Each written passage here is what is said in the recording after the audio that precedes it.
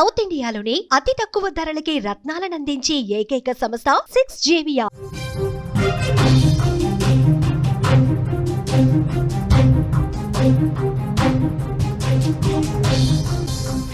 మరో big breaking news చూస్తున్నాం. నిరసనలతో Nepal అట్టుడికిపోతుంది. Social మీడియాపై నిషేధం తీసేసింది ప్రభుత్వం. అయినా అక్కడ నిరసన జ్వాలలైతే ఆగడం లేదు. మంత్రుల ఇళ్లకు నిరసనకారులు నిప్పు పెట్టారు. మంత్రులు, ఎంపీలు వరుస రాజీనామాలు చేస్తున్నారు. ఆందోళనలతో కకలావికలమైపోతోంది నేపాల్ ప్రధాని కేపీ ఓలీ రాజీనామా చేశారు. ఇప్పుడే దుబాయ్ పయనమయ్యారు. కేపీ ఓలీ ఉప ప్రధానికి బాధ్యతలన్నీ కూడా అప్పగించినట్లుగా మనకైతే బ్రేకింగ్ న్యూస్ లో సమాచారం అందుతోంది. కొన్నిసార్లు చిన్నపాటి నిర్ణయాలు కూడా ఊహించని రాజకీయ సంక్షోభాలకు దారితీస్తాయి. సరిగ్గా ఇలాంటి పరిస్థితే ఇప్పుడు నేపాల్లో కనిపిస్తోంది. పార్లమెంట్ లో ప్రవేశపెట్టిన ఒకే ఒక బిల్లు ఆ ప్రభుత్వాన్ని కూల్చేసే స్థితికి తెచ్చింది. రాజకీయ నాయకులు కూడా ఇలా జరుగుతుందని అసలు ఊహించుండరేమో. ప్రస్తుతం నేపాల్లో తీవ్రమైన రాజకీయ అనిశ్చితి నెలకొంది. సోషల్ మీడియాపై నిషేధం ప్రకటించడంతో ప్రజల కోసం కట్టలు తెంచుకుంది. దీంతో రాజకీయ నాయకుల ఇళ్లపై దాడులు చేశారు. ఈ బిల్లును వెనక్కి తీసుకున్నా కూడా ప్రజల ఆగ్రహం మాత్రం ఏమాత్రం అక్కడ తగ్గడం లేదు. ప్రస్తుతం నేపాల్ రాజకీయాలు ఉడికిపోతున్నాయి. ప్రజల నిరసనలతో ప్రధాని కేపీ శర్మ ఓలీ ప్రభుత్వం సంక్షోభంలో కూరుకుపోయింది. పరిస్థితి ఎంతగా మారిందంటే ఆయన రాజీనామా చేసి దేశం విడిచి దుబాయ్ వెళ్లిపోయే పరిస్థితి నెలకొందని చెప్పుకోవచ్చు. సోషల్ మీడియాపై నేపాల్ ప్రభుత్వం నిషేధం విధించడం ఈ ఆందోళనలకు ప్రధాన కారణంగా కూడా ఇక్కడ చెప్పుకోవచ్చు. నిషేధాన్ని ఎత్తివేసినప్పటికీ కూడా ప్రజల ఆగ్రహం మాత్రం ఇప్పటి వరకు చల్లారనేలేదు. ఈ రోజు కూడా పెద్ద సంఖ్యలో యువత రోడ్లపైకొచ్చి ఆందోళనకు దిగారు. రఘువీర్ మహాసేతి ఇంటిపై కూడా రాళ్లు విసిరారు.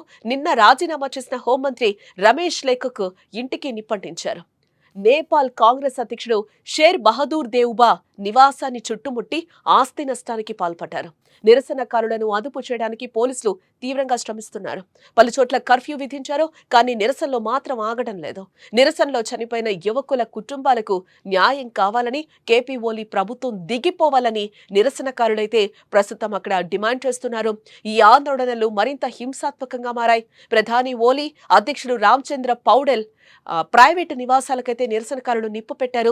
భక్తపూర్, బాల్కోట్లోని ప్రధాని ఓలీ అధికారిక నివాసాన్ని ముట్టడించేందుకు ప్రయత్నించినట్లుగా తెలుస్తోంది. నిరసనకారులు, పోలీసులు వారిని అడ్డుకునేందుకు జరిపిన కాల్పుల్లో కొందరు ఇప్పటికే గాయపడ్డారు.